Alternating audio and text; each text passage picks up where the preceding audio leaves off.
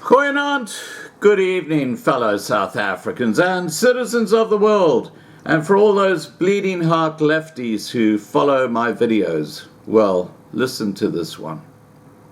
You know that there is one thing that you cannot deny or refute, and that is that the African population generally, and I'm not saying the entire African population, but it's quite incredible their lack of respect or care for animals that they are supposed to be caring for.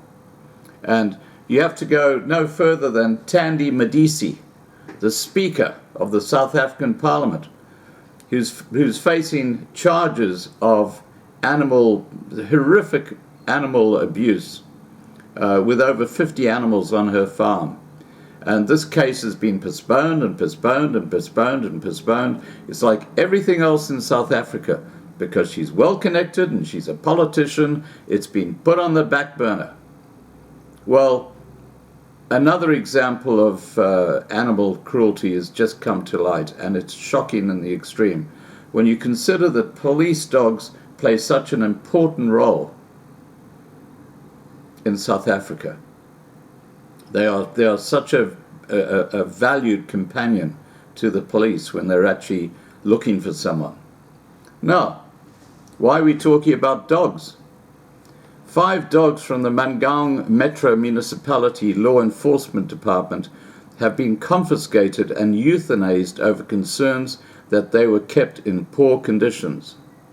Now, this is, for those lefties who are listening, this is not isolated cases. This happens right through the townships. You go to any township and you have a look at the state of the pets. Yeah, it'll be an eye-opener, believe me. But let's continue with this story.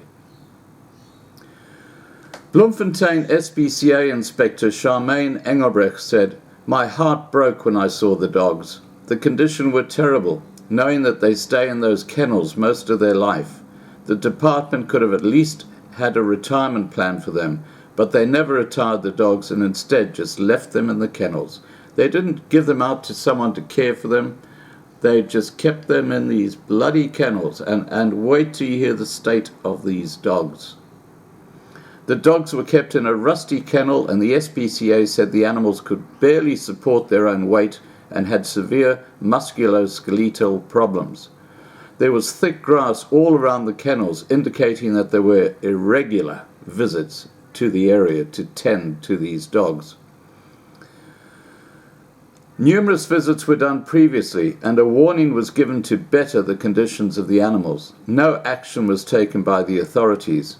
Therefore, the Bloemfontein SPCA confiscated the animals which were in the custody of the Mangaung Metro Municipality, said the Bloemfontein SPCA. According to the Animal Rights Organization, the kennels were in a terrible state, and there were indications that the dogs had behavioral problems. Well, who can blame them? It's like being in an isolation room. You're just stuck there 24/7.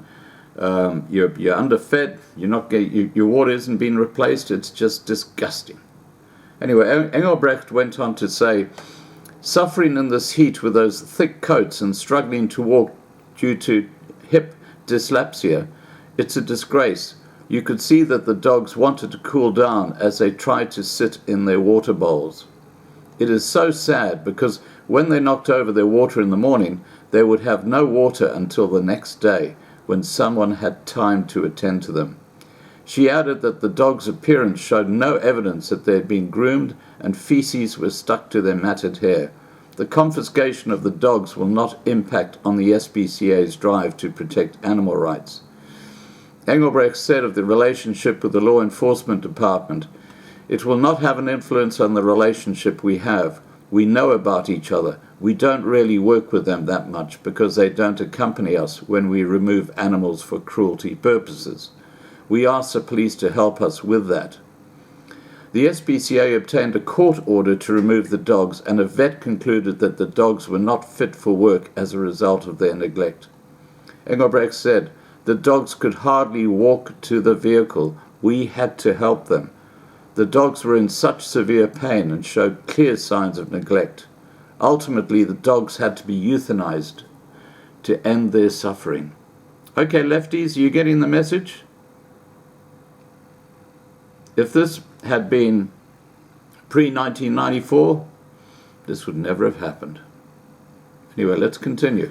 The organization is in the process of opening an animal cruelty case against members of the Mangaung Metro Municipality Law Enforcement Department and its management in terms of the Animal Protection Act 71 of 1962. The SPCA said that it would not show deference to government institutions if it found instances of animal abuse or cruelty. Engelbrecht said, "Cruelty is cruelty, and the animals will always come first. Even if we did have a good relationship with them, the Metro Law Enforcement, I would still have opened a case." According to the National Council of SPCAs, or NSPCA, inspections were conducted at several government entities, including police K9 units, SARS customs and exercise units, as well as correctional service units in the 2018 and 2019 year. The NSPCA was successful in 18 animal abuse prosecutions, it said in its 2018-2019 annual report, highlighting terms of direct imprisonment of dog fighters in Pretoria and Johannesburg. There are 97 cases of animal abuse awaiting finalization, said the NSPCA. Now, look, I don't know what to add here. All I can tell you is that if that had been a South African police service under the old regime, those dogs would have been cared for.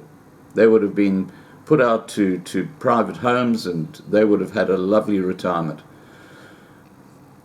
The example of the Speaker of the Parliament and how her animals were horribly abused and starved is just, unfortunately, it's quite typical. I don't know why they have absolutely no respect for the life of animals. Look, I'm not saying all Africans are like that, but certainly you can see the trend. All right, guys, please remember to subscribe to be kept informed. Ring the bell for the updates. Please like the video, please share the video, and above all, please stay safe.